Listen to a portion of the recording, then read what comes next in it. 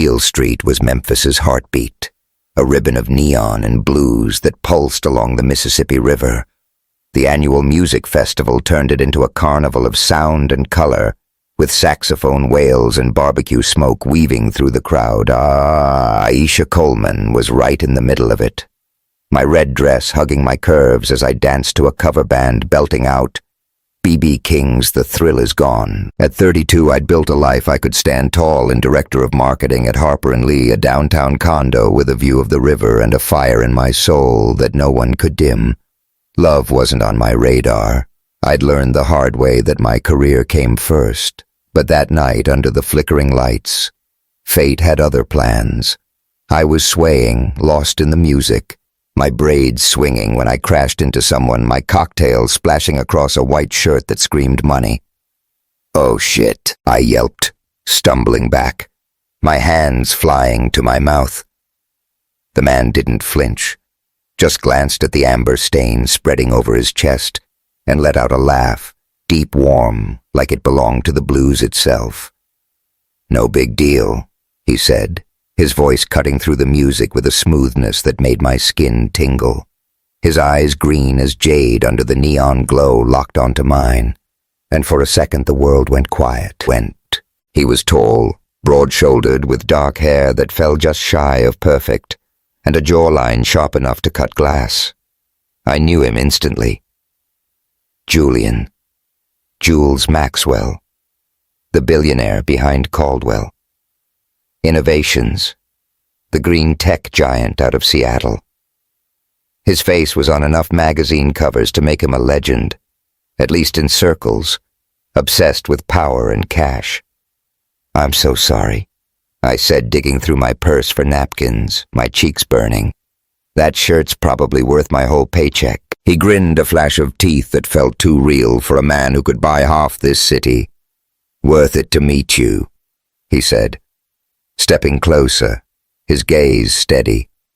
"Dance with me and we're square." I cocked an eyebrow, half laughing. "You for real? You don't even know my name." "Julian Maxwell," he said, offering his hand, his fingers grazing mine with a spark that shot up my arm. "But everyone calls me Jules, and I'm guessing your name's as fire as that dress." "Aisha Coleman," I said, letting my hand linger, testing the waters. "And you're gonna have to work harder than that, Jules." "Then let's start with a spin," he said, pulling me into the crowd as the band slid into a slow, sultry Love and Happiness. His hand settled on my waist, firm but gentle, guiding me into the rhythm. The neon lights, pink-blue electric, painted his face in shifting hues, and I could feel the heat of him through my dress, close enough to hear his breath hitch when I leaned in my lips, brushing his ear. "Not bad for a suit," I teased, my voice low. "Only 'cause you're leading." He murmured, his thumb grazing the curve of my hip, sending a shiver down my spine. The crowd melted away, and it was just us moving like we'd done this 1,000 times. The saxophone weaving a spell around us. Beale Street's history hummed beneath our feet. Blues born from struggle, love born from defiance, and for a moment I let myself fall into it. Into him. When the song ended, we stayed close, his hands still on my waist, his eyes searching mine. "Let me get you a drink," he said, his voice rough, like he was fighting to keep things light. "I'm not ready to lose you to this crowd." I smirked, stepping back but holding his gaze. "One drink. Maxwell, don't get too comfortable." Jules didn't let me slip away. He tracked me down through the festival organizers, don't ask how, and sent a bouquet of carnations to my office, their bright petals a nod to a story I'd told about my grandma's garden, where she'd plant them to honor her own mother's resilience. The note was simple, still buzzing from that dance dinner. I should have tossed it. Men like Jules, rich, white, untouchable, didn't fall for women like me, a black woman who'd clawed her way up in a world that didn't always want her to win. But that spark, that dance, it lingered like a song. I couldn't shake. We met at the Blue Note, a dive bar off Beale, where the air was thick with bourbon and history. The walls plastered with photos of blues legends like Ma Rainey and Robert Johnson. The dim lights cast Jules's face in shadow as he leaned across the table. Sleeves rolled up his forearms, flexing in a way that made my thoughts wander. "Tell me about you, Aisha," he said, his voice earnest, like he meant it. "The real you, not the resume." I sipped my gin and tonic, sizing him up. Born and raised in South Memphis. Grandma taught me to love soul music, told me stories about marching with Dr. King's folks. I fought for every inch of my career, and I'm still proving I belong. That's me, too stubborn to fold, too proud to beg. He listened, his eyes never straying, like he was drinking in every word. When I talked about wanting to start a marketing firm for black artists, he didn't offer cash or connections, just nodded and said, "You're gonna change the game. I can already see it." It was the first time a man didn't try to fix me, just saw me. I turned it back on him. "What's your deal, Jules?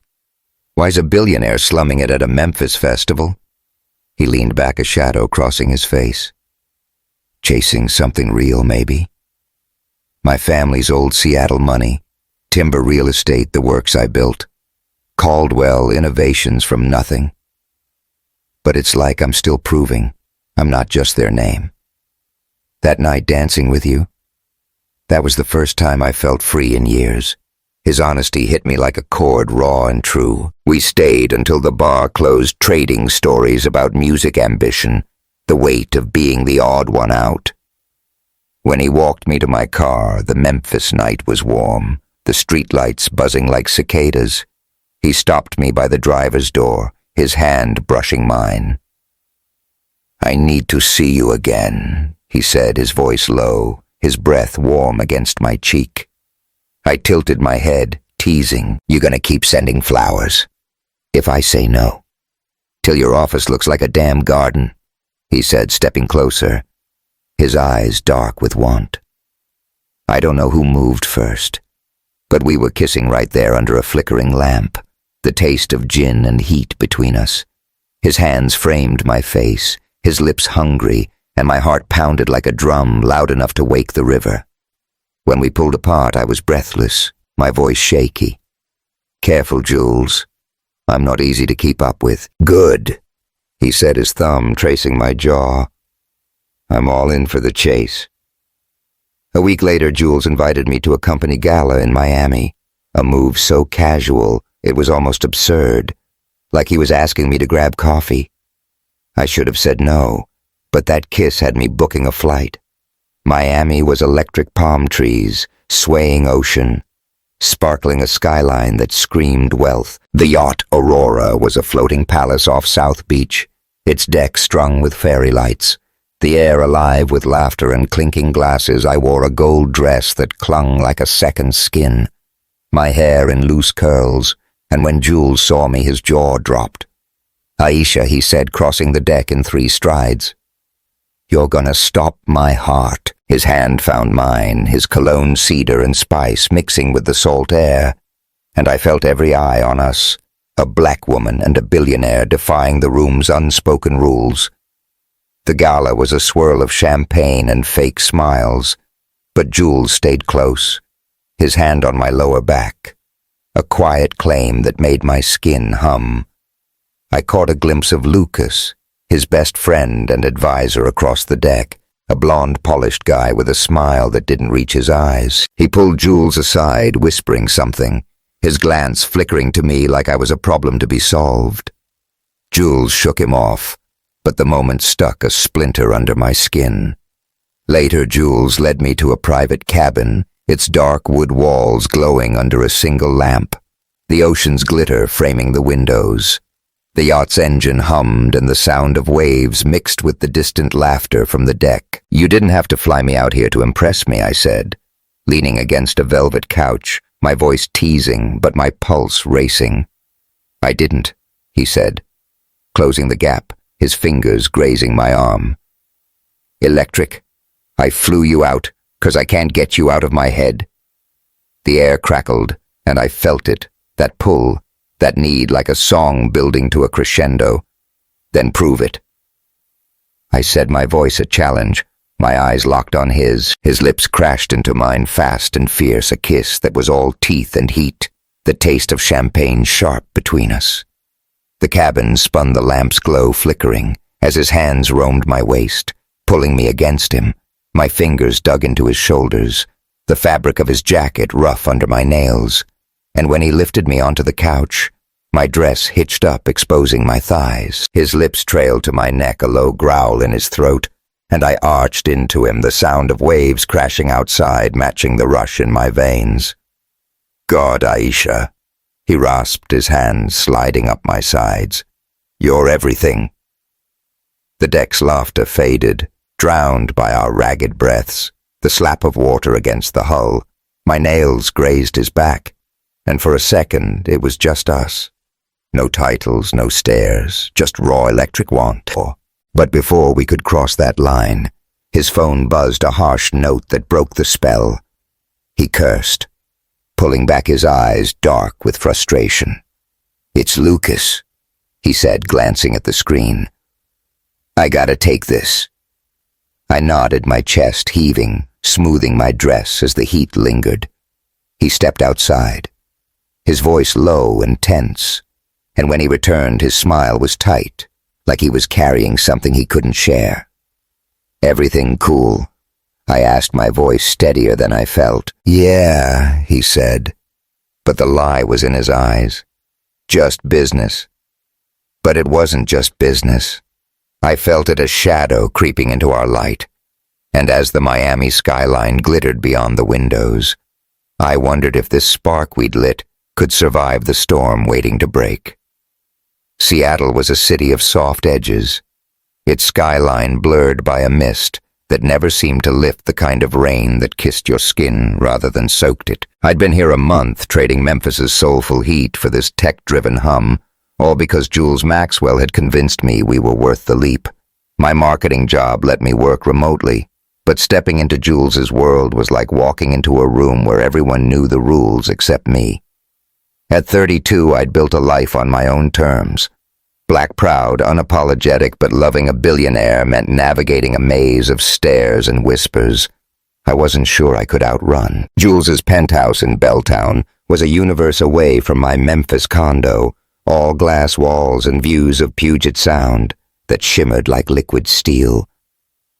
The place was sleek cold until we filled it with laughter and the smell of my grandma's cornbread recipe, which I'd teach Jules to make his attempts crumbling into a mess we'd eat anyway. Those mornings with coffee brewing and his arms around me, his voice teasing. Morning trouble felt like home, but home doesn't shield you from the world, and the world was closing in. The first crack came at a gala at the Space Needle, a ritzy fundraiser for Caldwell Innovations' green tech projects. I wore a sapphire dress that hugged every curve, my braids swept into an updo that took hours. But the moment I stepped into the revolving restaurant, I felt like a spotlight was on me, and not the good kind. The crowd was mostly white, their wealth dripping from Rolexes and designer gowns, and I was the only black woman who wasn't serving drinks. Jules kept me close, his hand warm on my lower back, whispering, "You're stealing the show, Aisha." But the show wasn't mine. I was grabbing a champagne flute when a man in a tux, some investor named Gordon, leaned in, his smile too tight. "You're with Maxwell, right?" "Event staff." My grip tightened on the glass, but I kept my voice cool. "Aisha Coleman, director of marketing at Harper & Lee. Jules's girlfriend." His face reddened, and he mumbled an apology before vanishing into the crowd. I caught Jules's eye across the room, and he was at my side in seconds, his jaw clenched. "What did he say?" he asked, his voice low, protective. "Just the usual," I said, forcing a smile. "Nothing I can't handle," but it stung, a reminder of every boardroom where I'd been the only one like me, every time I'd had to prove I belonged. Worse was Lucas, Jules's best friend and advisor, who lingered nearby. His blonde hair slicked back, his eyes scanning me like I was a puzzle he didn't trust. He pulled Jules aside later, their heads bent close, and though I couldn't hear them, Lucas's glance my way was sharp, calculating. Jules brushed it off when I asked, but the seed of doubt was planted. The real blow landed on Bainbridge Island, where Jules's mother, Margaret Caldwell, summoned us for dinner at her estate. Margaret was Seattle royalty, her family's wealth rooted in timber and land. Her mansion a fortress of stone and ivy that screamed old money. I'd prepped like I was heading into battle, silk blouse, tailored slacks, my grandma's pearl earrings for luck. But Margaret's presence was a chill that no armor could deflect. The dining room was a cathedral of crystal and mahogany, the air heavy with rosemary from the roast lamb. Margaret sat at the head, her platinum hair gleaming, her blue eyes dissecting me like I was a specimen. Jules's hand rested on my knee under the table, a quiet anchor, but it didn't blunt her questions. "Aisha, your family's from Memphis." "Yes," she said, her knife slicing through the lamb with precision. "Such a vibrant city. What do your parents do?" I straightened my smile tight but polite. My dad was an engineer on the city's light rail, and my mom taught high school English. They're retired now, living for their garden and gospel choir. "Charming," she said, her lips twitching. "And they must be." Adjusting to your connection with Julian, Jules's grip tightened. "Mom, let's not," he said, his voice firm. "Aisha's the best thing in my life. Can we just eat?" Margaret's eyes flicked to him. Then me and I saw the calculation approval, withheld judgment, reserved. Later, as I excused myself to the bathroom, I overheard her in the study, her voice low but cutting. "Julian, you know what's at stake. The trust, the family name. She's lovely, but is she worth losing everything?" Jules' reply was sharp. "She's worth more than your damn trust fund. Mom, drop it." I slipped away before they saw me, my heart pounding, Margaret's words a knife in my gut. On the ferry back to Seattle, I stared at the dark water, the city's lights a distant blur. Jules stood behind me, his arms around my waist, his chin on my shoulder. "I'm sorry about her," he murmured, his breath warm. "She doesn't get to decide us." I turned, searching his face. "But she's trying, Jules. And she's not the only one. What happens when it's not just your mom?"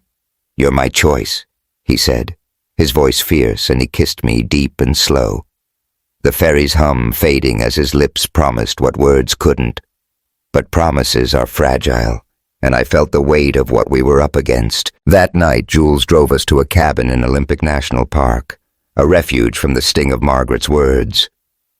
The forest was a cathedral of pines, the air sharp with moss and wood smoke.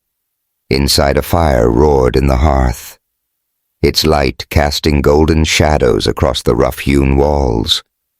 Jules poured us wine, his movements deliberate like he was trying to rebuild what his mother had cracked. "You okay?" he asked, handing me a glass, his green eyes searching mine softer than I'd ever seen. I sipped the Merlot, its warmth spreading through me. "I'm trying," I said, my voice raw. "Your mom's not exactly waving a welcome flag, and I'm wondering how many more battles I've got coming." He stepped closer, his fingers brushing my cheek, the fire's glow catching the planes of his face. "She doesn't get us. Aisha, this," he gestured between us, his voice dropping. "This is ours. No one takes that." The firelight flickered, and something in me gave way. I set my glass down, my hands finding the edge of his sweater, pulling him close. "Then show me," I whispered, a plea wrapped in a challenge. His lips met mine, slow and searing, a kiss that unfolded like a secret, the taste of wine and want between us. The fire crackled its heat, licking at my skin as his hands slid down my back, pulling me against him. My blouse slipped off his fingers, tracing my shoulders, the curve of my spine. Each touch, a spark in the dark. The rug was soft under my knees as we sank down the flames, painting his skin in gold. his eyes dark with a hunger that mirrored mine. "Aisha," he murmured, his voice rough, his lips brushing my collarbone. "You're everything I didn't know I needed." I arched into him, my nails grazing his back, the sweater's wool rough under my fingertips. The world was just this. The fire's pop, our uneven breaths, the warmth of his skin against mine. His hands moved lower, teasing the edge of my jeans, and I gasped, the sensation sharp like a flame catching. But then his phone pinged a harsh note that shattered the haze. He froze, cursing under his breath, and reached for it, his face tightening as he read the screen. "It's Lucas," he said, his voice clipped. "Some bored thing. I'll deal with it later." He tossed the phone aside, pulling me back, but the moment was fractured. The fire's warmth not enough to chase away the chill. I held him tighter, trying to anchor us, but I couldn't shake the feeling that something was slipping through our fingers. The next day, I called Nia, needing her no-bullshit perspective. She was in Memphis, working on a story about redlining, her voice crackling with frustration. "They keep telling me to tone it down when I write about black neighborhoods," she said, "like I'm supposed to make it palatable for white readers. You ever feel that, Aisha? Like you're shrinking to fit?" "All the damn time," I said, staring out at Puget Sound, Jules's world. "It's like I'm on trial every time I walk in. His mom, his investors now, his buddy Lucas. I don't know if I can keep up." "You don't have to," she said, fierce. "You're Aisha Coleman. If they can't handle you, that's their loss. Just don't lose yourself trying to prove it." Her words stuck, but so did the memory of Jules's arms, his promises by the fire. I wanted to believe we were stronger than the whispers, the warnings. But then I met Lucas for coffee at a Pioneer Square cafe, all brick walls and overpriced lattes. He was all charm, his smile sharp as a blade. "Jules is head over heels for you," he said, stirring his espresso. "But you know this world. The board's nervous about anything that might shake up the brand. Like, say, a high-profile relationship." I leaned back, my arms crossed. "You mean me? A black woman?" He shrugged, unapologetic. "It's not personal. It's optics. Jules is under pressure. You might want to think about what's best for him." I stood my chair, scraping the floor. "Tell Jules to grow a spine and talk to me himself. I'm not your pawn." When I told Jules, he was livid, his eyes blazing as he paced the penthouse. "Lucas is way out of line," he snapped. "I'll handle him. This doesn't change us, but it did." But it. I saw it in the way his phone buzzed more often, the way his smiles grew tight. The fire we'd lit was burning bright, but fires can destroy as much as they warm, and I was starting to feel the heat. Santa Fe was a city carved from earth and sky, its adobe walls glowing under the desert sun, its streets alive with the hum of artists and dreamers. Jules had insisted we needed this trip, a chance to escape the chill of Seattle's rain and the weight of his mother's words, which still lingered like a bruise. I wasn't sure if it was Margaret's threat to cut him off, or Lucas's sly warnings that pushed him to book the flight, but I wasn't arguing. The air here smelled of sagebrush and possibility, and for the first time in weeks, I felt like I could breathe again. We stayed at a casita resort on the edge of the city, its terracotta walls and kiva fireplace giving it a warmth that Jules's penthouse lacked. He was different here, shedding his billionaire armor for a linen shirt and jeans, his dark hair falling into his eyes as he stole sips of my coffee at breakfast. "Santa Fe's got magic, Aisha," he said, his grin boyish, infectious. "You're gonna fall in love with it." I raised an eyebrow, teasing. "Magic, huh? You sure you can handle this kind of heat?" "Maxwell, watch me." He shot back, his green eyes sparkling with a challenge that made my heart skip. That morning, he dragged me to a workshop in the rail yard district where a Navajo artist named Lena taught us to paint with pigments ground from desert stones. The studio was a chaos of clay dust and turpentine sunlight streaming through the windows, catching the flecks of ochre on our hands. I was skeptical. My art days were back in college, but Jules dove in, his brow furrowed as he mixed reds and blues. I painted a jagged mountain under a golden sky, but when I peeked at his canvas, my breath caught. He'd painted me not a portrait, but a woman in a red dress standing tall against a starry desert night, her silhouette fierce and radiant. The colors were bold, almost alive, capturing the way my shoulders curved, the defiance in my stance. It was like he'd seen the parts of me I kept hidden even from myself. Jules, I said, my voice soft. It's me. He looked up, a shy smile breaking through. It's how I see you, Aisha. Strong, untouchable. Like you could light up the whole damn desert.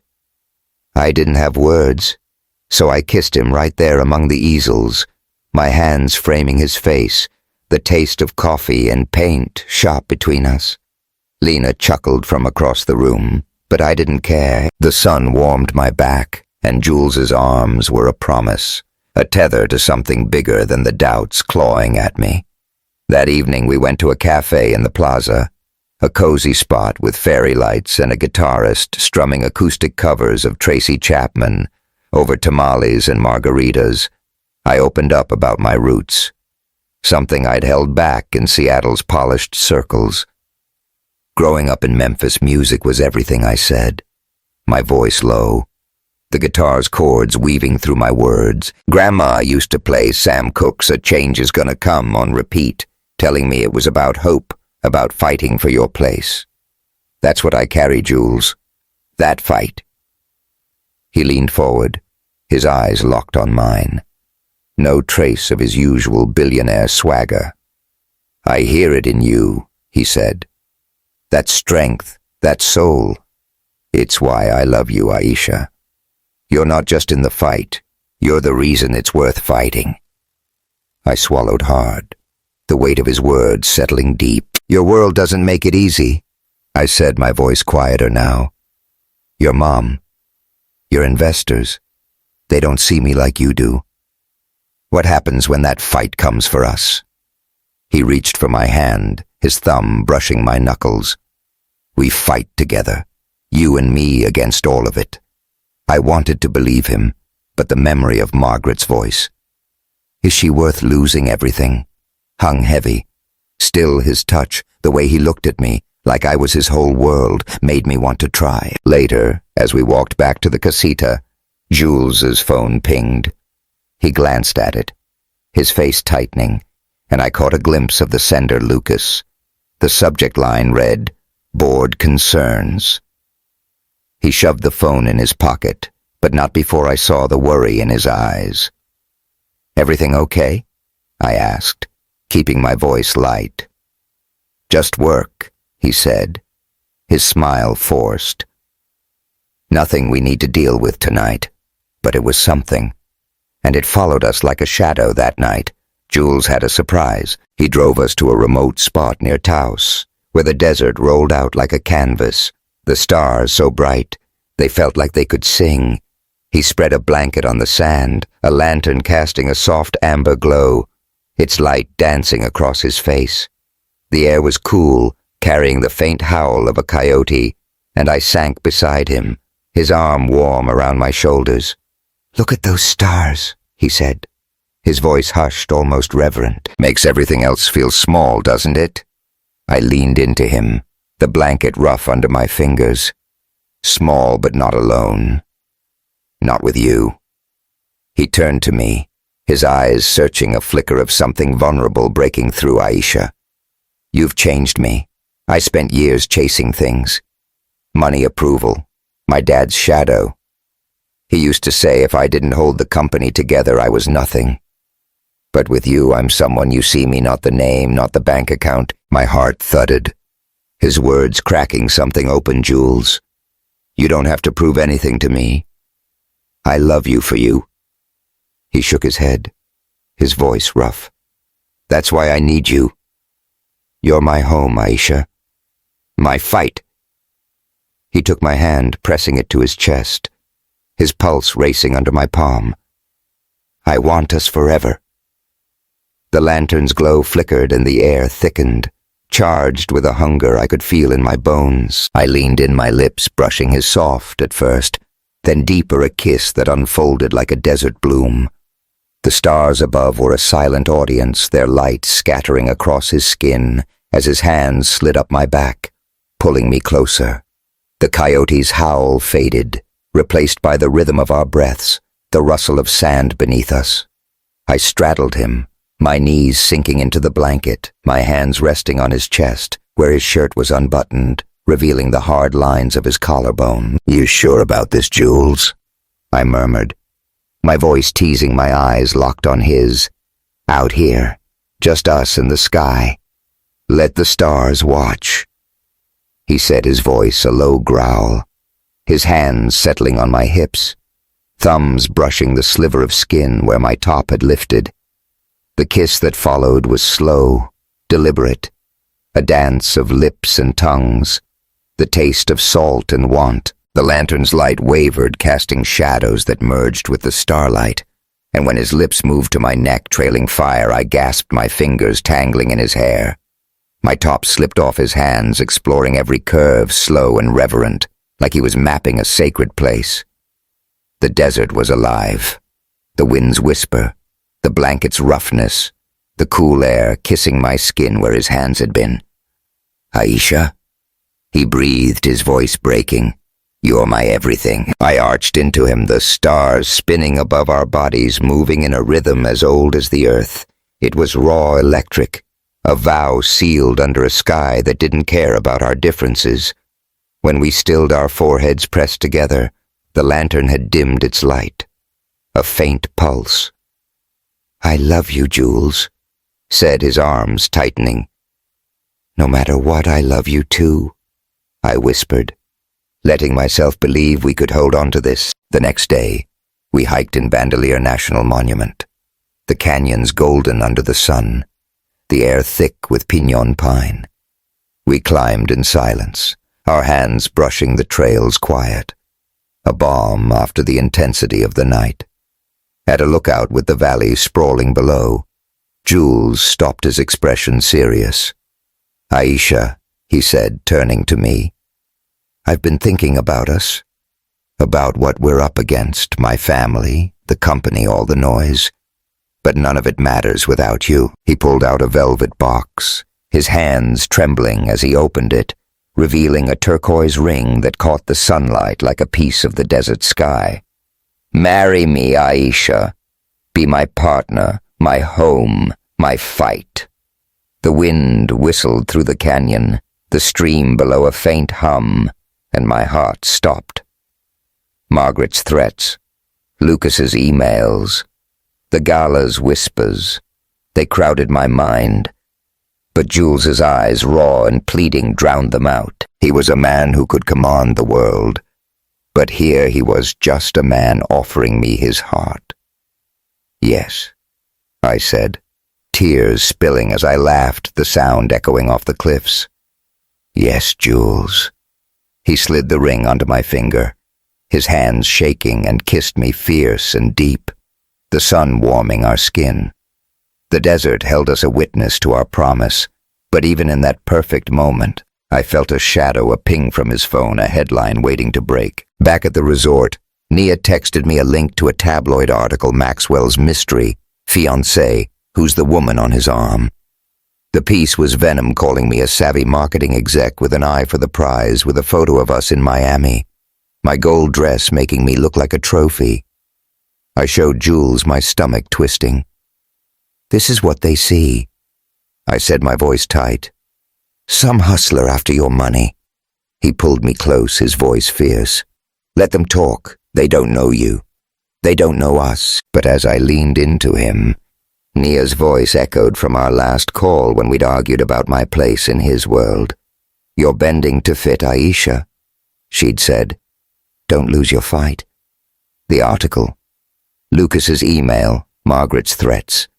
They were all pieces of a puzzle I wasn't sure we could solve, and I wondered if our love, bright as the desert stars, could survive the shadows creeping in. Asheville was a slice of southern charm tucked into the Blue Ridge Mountains, its streets lined with art galleries and breweries. its air sharp with pine and promise. Jules and I had picked it for our wedding, a place that felt like a bridge between my Memphis soul and his Seattle Polish. The Biltmore estate was our stage, a sprawling mansion with gardens straight out of a dream, its ivy walls whispering of forever. But as the wedding date loomed, that dream started to crack, and I could feel the ground shifting beneath us.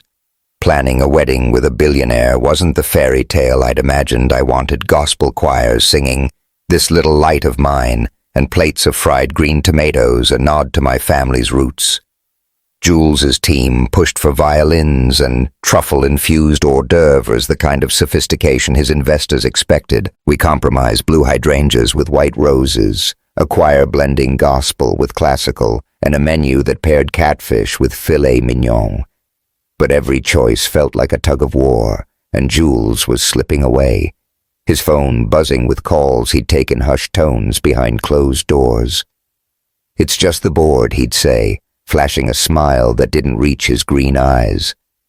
"Nothing to worry about, Aisha," but the worry was there in the way he'd tense when I mentioned the guest list in the emails from his mother Margaret, who sent suggestions about appropriate decorum for the Biltmore one email forwarded to me by mistake. Cut deeper. "Julian, ensure your fiancé understands the expectations of our circle. The Maxwell name carries weight." I showed it to Jules, my voice tight. "Your mom's basically saying I'm not good enough." "You're gonna let that slide?" He pulled me close, his jaw clenched. "She's out of line, Aisha. I'm handling it. You're my future, not her." But handling it didn't stop the pressure. Lucas, his advisor, was a constant shadow, his slick charm masking something colder. At a planning meeting in Asheville, he cornered me while Jules was on a call. "You're a smart woman, Aisha," he said, his smile sharp. "You know how optics work. The board's twitchy about Jules's choices. Might be easier for everyone if you two slowed things down." I stepped closer, my voice low. "You don't get to tell me what's best for us, Lucas. Back off." He raised his hands, smirking, but the message was clear. I was a problem, and he was working to fix it. The breaking point came a week before the wedding. Jules had flown to Seattle for another emergency board meeting, leaving me to deal with a florist who'd swapped our hydrangeas for lilies. I called him, my patience fraying. "Jules, this is our wedding. You can't keep bailing for board meetings. What's going on?" His voice was strained over the line. "It's complicated, Aisha. The board's threatening to oust me if I don't play ball. I'm trying to protect us." "Protect us?" I snapped, pacing my hotel room. "By shutting me out. I'm supposed to be your partner, Jules." "I know," he said, softer, almost broken. "I'm back tomorrow. I'll make it right, I swear." He did come back, but the tension followed. I caught him on a video call in our suite, his voice low, urgent. "You can't pull funding over this," he said, his face pale. "It's my company." He didn't see me in the doorway, didn't see the way my heart sank as I realized this was me. That night he booked us a room at a boutique hotel in downtown Asheville, a peace offering draped in velvet curtains and exposed brick. The bathroom was lit with candles, their flames flickering like fragile hopes, the air heavy with jasmine from a diffuser. Jules stood by the tub, his shirt unbuttoned, his eyes heavy with guilt. "I've been a jerk," he said, crossing the room to pull me close. "Let me fix this, Aisha." I wanted to stay angry, but his touch was a tide I couldn't fight. "You better," I murmured, my hands sliding up his chest, feeling his heartbeat under my palms. He kissed me slow and desperate, his lips tracing my jaw each touch, a plea for forgiveness. The candles cast shadows that danced across the tiles, and I let myself sink into him, needing to believe we could hold on. He led me to the tub filled with steaming water and rose petals, the scent of lavender curling around us. "Get in," he said, his voice low, a faint smile breaking through. I slipped out of my dress, stepping into the water, its heat easing the knots in my shoulders. Jules knelt beside me, his sleeves rolled up his hands, gliding over my arms, massaging away the weight of the week. "Relax," he whispered, his lips brushing my ear, and I closed my eyes, the water's gentle lap, a soft counterpoint to his touch. But the moment was fragile, laced with fear. "Jules," I said, my voice thick, "promise me, you'll choose us, no matter what they throw at you." His hand stilled, his forehead pressing to mine. "I promise," he said, his voice raw. He kissed me again, a kiss that tasted of salt and sorrow, and I clung to him, the candlelight flickering like a heartbeat we couldn't trust. The water sloshed as I pulled him closer, but it wasn't passion that drove us. It was desperation, a need to hold on to something slipping away. When we parted, the candles had burned low, and I saw it in his eyes. He was scared, and so was I. The wedding morning dawned bright, the Biltmore estate glowing under a Carolina sun. My bridal suite was a whirlwind of joy. Nia adjusting my veil, my sister Jasmine pouring mimosas, the laughter of my cousins filling the air. My dress was a masterpiece, silk flowing like a river, beads sparkling like stars. I felt like a queen ready to walk into forever with the man I loved. Jules texted at 9, his words lighting up my phone. "You're gonna take my breath away today, Aisha. I love you always, you." I hugged the phone close, my smile aching, believing we'd made it through the storm. Nia caught my eye, her expression soft, but wary. "You sure about this girl?" she asked, her voice low. "He's been off lately." "He's here," I said, my voice firm. That's what matters. But by noon, doubt crept in. The ceremony was set for 1, and Jules wasn't answering his phone. The wedding planner. Claire kept checking her watch, her smile thinning. "Maybe he's caught in traffic," she said. But her eyes said otherwise. I called, texted, my hands shaking, but nothing. By 1:30, the garden was full, 300 guests chatting under the rose-draped arch, their laughter a cruel echo. At 2, Lucas appeared at the suite's door, his face grim, a tablet in his hand. My stomach plummeted, the room tilting as he said, "Aisha, Jules isn't coming. He sent this." Nia grabbed my arm, but I shook her off, my voice steady despite the panic. "Give it to me." The video loaded and Jules's face filled the screen, his eyes red tears streaming. "Aisha, I'm so sorry," he said, his voice breaking. "The board's pulling everything, funding shares if I go through with this. Lucas showed me the numbers and my mom. I thought I could fight them, but I can't lose it all. You deserve someone stronger, someone who can stand up. I love you, but I can't." The screen went black and I stood frozen, my dress suddenly a cage, my breath trapped in my chest. Jasmine pulled me into a hug, Nia cursing under her breath, but I barely heard them. The man I'd loved, the man I'd trusted, had chosen his empire over me, leaving me to face the wreckage alone. Lucas set an envelope on the table, his voice flat. "Jules arranged a settlement.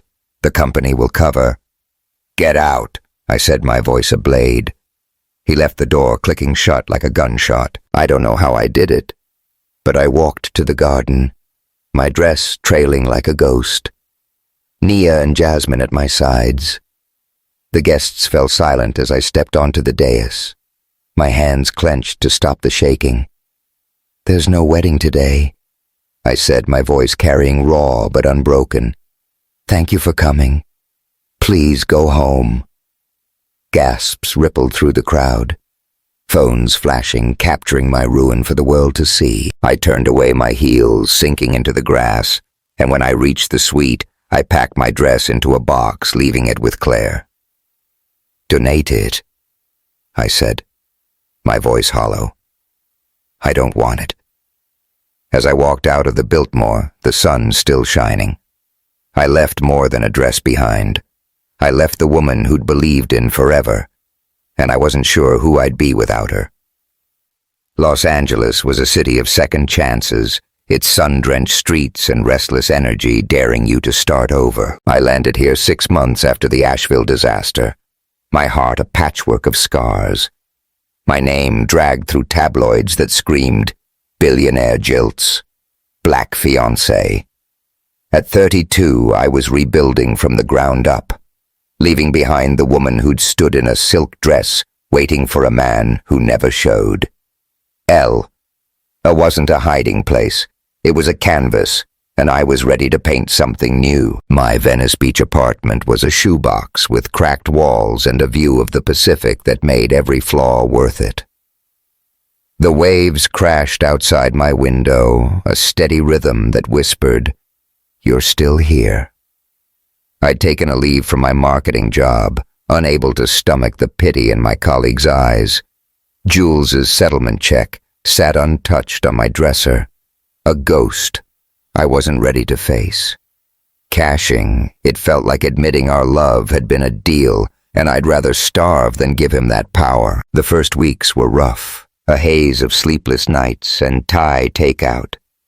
I'd replay Jules's video in my head, his tears, his broken, "You deserve someone better," and the pain would hit like a wave, drowning me. I wasn't just grieving a man. I was grieving the future. I'd believed in the one where we'd beat the odds. Naya flew out from Memphis, her journalist's edge cutting through my fog. "You're not curling up and dying, Aisha," she said, shoving a coffee into my hand. "You're tougher than this." Always have been. I don't feel tough, I admitted, staring at the ocean through my window. I feel like I bet everything and lost. She sat beside me, her voice fierce. "You loved him, and he fucked up. That's on him. But you're Aisha Coleman, and you've got a story to tell. Don't let him write the ending." Her words were a match, sparking something. I thought I'd lost. I started small walks along the Venice boardwalk, the salt air sharp against my skin, the chatter of skaters and vendors pulling me back to the world. One morning I stopped at a mural of a black woman, her eyes blazing, her hair a crown of stars. The tag read, "Malik Creates," and I felt a pull, like the city was calling me to create again. I found my way to the arts district, a gritty sprawl of warehouses turned galleries, the air alive with spray paint and ambition. The walls were a riot of color murals of dreamers, fighters, legends, and I felt at home for the first time since Memphis. At a pop-up art event, the beat of Kendrick Lamar pulsed through the crowd. Food trucks dishing out tacos and jerk chicken. I was sketching in a notebook when a voice cut through the noise. "You making art or just soaking up the vibe?" I looked up to see a man with deep brown skin locks tied back, paint splattered across his t-shirt. His smile was warm, his eyes curious. "Malik Wright," I said, recognizing the tag. "Your mural on Spring Street. It's powerful." He grinned, wiping paint from his hands. "Appreciate that. What's your deal? You look like you've got a story." I hesitated, the weight of Asheville still heavy, but his openness disarmed me. "Starting over," I said. "Used to think I had it all figured out. Now I'm just trying to find my way." He nodded like he'd heard it before. "LA's good for that. It'll break you down, but it'll lift you up if you let it." I walked away from art. Once family thought it was a dead end. Lost my brother, and it hit me. Life's too short to play it safe. His story landed soft but deep, a mirror to my own rebuilding. He invited me to join his art collective, a crew of mostly black and brown artists painting murals across the city. I said yes, not because I was ready, but because I was done saying no. The first time I held a spray can, the hiss of paint was a release, the weight of it grounding me. I painted a woman's silhouette, Her fist raised, her eyes fierce, the colors raw and unpolished. It wasn't perfect, but it was mine, and that was enough. I started a blog, spilling my story into words I'd kept locked away. I wrote about love that burned bright and burned out, about being the only black woman in rooms built to exclude me, about finding strength in the ashes. I didn't expect readers, but they came, women who'd been left, who'd been underestimated, who'd rebuilt themselves stroke by stroke. Their comments became my lifeline, a chorus of voices saying, "You're not alone." One night I went to a spoken word event in Leimert Park, a hub of black culture in LA. The room was packed, the air thick with incense and anticipation. Poets spitting verses about struggle and joy. A woman performed a piece about her ancestors, her voice rising like gospel, and I felt it. Memphis in my bones, my grandmother's stories of marching for freedom. I scribbled in my notebook, the words flowing, "I am not my heartbreak. I am my own light." But the past wasn't done with me. Nia called her voice. Electric. "Aisha, I got something big. I've been digging into Caldwell Innovations, working with a hacker friend, Lucas. He faked a financial report to scare Jules, made it look like the company would tank if he married you. Margaret was in on it, feeding the board lies about brand damage. I've got emails proof." My heart raced, the ocean roaring outside. "Why would he do that?" "Control," she said. "Lucas has been Jules's shadow forever. You were a threat to his power. Jules thought he was saving his company, but it was all a lie." I read the emails that night. The screen's glow harsh against the dark. Lucas's words were clinical, ruthless. Her presence risks investor confidence. "We need to act." Margaret's replies were colder. Julian must prioritize the family legacy. It wasn't just betrayal, it was a conspiracy, and I'd been the collateral damage. The next morning, an email from Jules arrived. No subject. "Aisha, I know I don't deserve you reading this.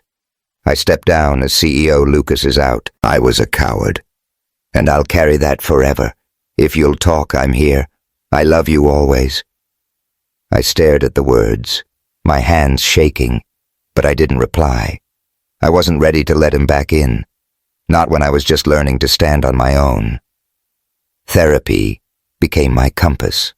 Dr. Harris, a black woman with a gaze that saw through my walls, helped me unpack the wreckage. "You're grieving a vision of yourself," she said, her voice steady. "The woman who believed in that wedding, that love." "Let her go, Aisha. But don't lose the woman you're becoming." I cried for the dress I'd left behind, for the vows I'd never say. But I also started to see the strength I'd forged. I wasn't just surviving, I was creating. My murals were taking shape, bold and unapologetic, and my blog was turning heads with emails from publishers, sniffing around for a book deal. Malik was a steady presence, his laughter and paint-stained hands a reminder that life could be light. One night we stayed late in the arts district, painting a mural under a street lamp's glow, the city humming around us. The air smelled of paint and asphalt, the beat of a distant club pulsing through the dark. Our hands brushed as we reached for the same can, and when our eyes met, the street lamp caught the curve of his jaw, sending a spark through me, soft but undeniable. "You're trouble, Coleman," he said, his voice teasing, but his gaze held something deeper. "Takes one to know one." I shot back, my smile easy, my heart racing just enough to notice. We didn't kiss. Didn't need to. The moment was enough, a promise of something possible when I was ready. The next day I walked to the Venice boardwalk, the sun blazing the crowd, a blur of color and noise. A photographer, some tabloid vulture, tried to snap my picture, his camera flashing like an insult. I stepped into his space, my voice low, steady. "You don't get to tell my story. Keep walking. He backed off, and as I stood there, the waves crashing behind me, I felt it, my fight, my light coming back. I pulled the turquoise ring from my pocket, the one Jules had given me, and tossed it into the ocean, watching it sink. It wasn't anger. It was freedom. An invitation came that week to speak at the LA Street Art Festival, to share my blog and murals with the world. As I prepared, the city's pulse matched my own, a rhythm of hope and defiance. I was ready to tell my story. But I couldn't shake the feeling that the past was waiting one last shadow to face. Before I could step fully into my light, Los Angeles was a city that dared you to rise its streets, pulsing with stories of triumph and grit. 8 months after the Asheville altar where my world crumbled, I stood in the arts district, the heart of LA's street art scene, ready to claim my place. The street art festival buzzed around me. Murals climbing warehouse walls, hip-hop beats thumping the air thick with tacos and spray paint. My mural loomed above the lot. A black woman with fiery eyes, her fist raised. Phoenix flames curling around her like a promise. Tonight I'd speak to the crowd, sharing the blog that had become my lifeline. The story of a woman who'd lost everything and found herself in the ashes. I wore a teal jumpsuit that hugged my curves, my braids swinging a silver ring on my finger, a gift to myself, a vow that I was enough. Malik, my friend and fellow artist, stood nearby, his locks tied back, paint smudged on his cheek. "You're about to own this stage, Aisha," he said, his grin wide, his eyes warm with pride. "Better believe it," I said, bumping his shoulder, my nerves humming with a fire I hadn't felt in years. Malik had been my rock these past months, his laughter and late-night painting sessions a reminder that life could spark again. There was something between us, a quiet possibility, but I wasn't rushing. For now his friendship was a gift, and I was learning to trust the slow burn. The stage was a simple platform, fairy lights strung above the crowd, a mix of artists, families, and dreamers. My mural glowed behind me, its phoenix flames catching the sunset's gold. I gripped the mic, my heart pounding, and let the words spill. "This mural is for every woman who's been told she's too much, too loud, too black," I said, my voice steady, rising. "For those who've loved, lost, and kept rising, as Maya Angelou said, I am the dream and the hope of the slave." My name's Aisha Coleman, and this is my story.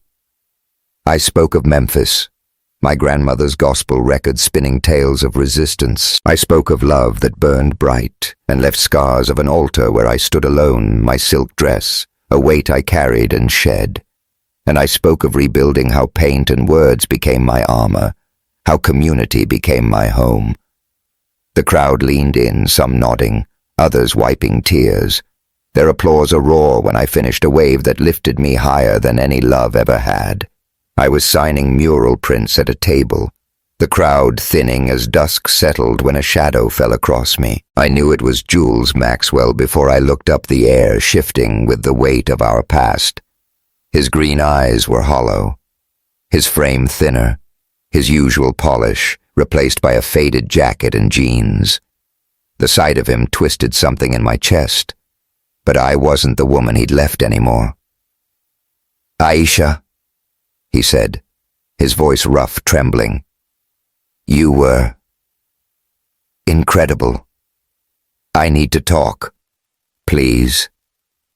Malik tensed beside me, his hand brushing mine, a silent check-in. I nodded to him, my voice low. "I've got this." He stepped back, leaving me with the man who'd broken my heart. The crowd parted as Jules approached the stage, his presence drawing eyes, whispers rippling. I stood, my mural's fiery gaze at my back, and crossed my arms. "Say what you need to say, Jules, but make it quick." He swallowed, his eyes glistening. "I'm sorry, Aisha, for the wedding, for everything. Lucas lied. Faked reports said the company would collapse if I married you. My mom backed him and I wasn't strong enough. I stepped down as CEO, got rid of Lucas. I'm trying to fix it, but I know I broke us. I love you. I never stopped. Give me a chance, please. His words were a storm stirring the ashes of the love we'd had. The crowd watched, phones out, but I didn't care. I stepped onto the stage, the mic still live, my voice steady, cutting through the hum. You left me, Jules, I said, my eyes locked on his, in front of 300 people. You chose your world over me. I forgive you because I needed to let go of the pain to find myself, but I don't need you to shine. I've been doing that on my own. The crowd erupted, cheers and claps echoing, and I saw it. Jules's face crumple, tears falling, but he nodded like he'd known this was the end. You're right, he whispered, barely audible. You're more than I deserved. He turned to leave, but I stopped him, my voice softer now, just for us. I hope you find your fight, Jules, but it's not mine anymore. He walked away, a shadow swallowed by the dusk, and I felt it, a weight lifting my heart lighter, free. After the festival, I found a package at my signing table wrapped in plain paper. Inside was a painting, unsigned, but unmistakably Jules's. A woman in a red dress, dancing under neon lights, the same image he'd painted in Santa Fe. A note read, You were always the light. I stared at it, the memory of that Memphis night flooding back. But I didn't keep it. I left it with the festival organizers, a piece of the past I no longer needed. Malik found me by the mural. The sky now deep indigo city, lights twinkling like stars. You okay? He asked, handing me a coffee, the steam curling in the cool air. Yeah, I said, meaning it. Better than okay. We sat on a curb, the mural's flames glowing under streetlights. That speech, he said, his voice warm. You didn't just tell your story, you gave people hope, me included. I smiled, my shoulder, brushing his, the contact soft but electric. You're not so bad yourself, Malik. What's next for you? He looked at the mural, his eyes distant. Been dreaming of a gallery for black and brown artists, a place where kids like us can see themselves. You and my heart swelled the idea, sparking something new. Count me in, I said, and when our hands brushed, I let them linger. The warmth, the quiet promise of what might come. A week later, I got a letter from Margaret Jules's mother, her handwriting stiff. I misjudged you, Aisha. I'm sorry for my part in your pain. I set it aside, unanswered. Her words were too late, and I was done proving myself to her world. The next dawn, I stood on Venice Beach, a canvas propped on an easel, the Pacific shimmering under a pink and gold sky.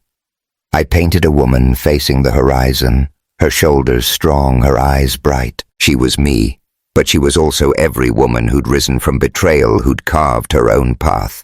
The waves crashed a rhythm of renewal, and I added a stroke of crimson, a nod to the carnations my grandmother loved, the ones I'd planted on my balcony to honor her fight. My blog had landed a book deal, a chance to tell my story on my terms. My murals were gaining buzz commissions rolling in. But the real spark was my plan. A studio for black kids in LA, a place where they could paint, dream, and know they were enough.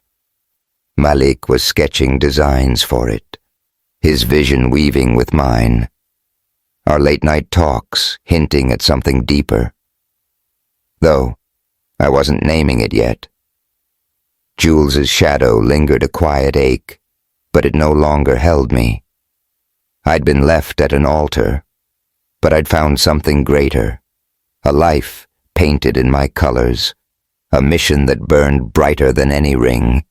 As the sun climbed, I stepped back from the canvas, the woman's eyes meeting mine. I was Aisha Coleman, and my light was my own.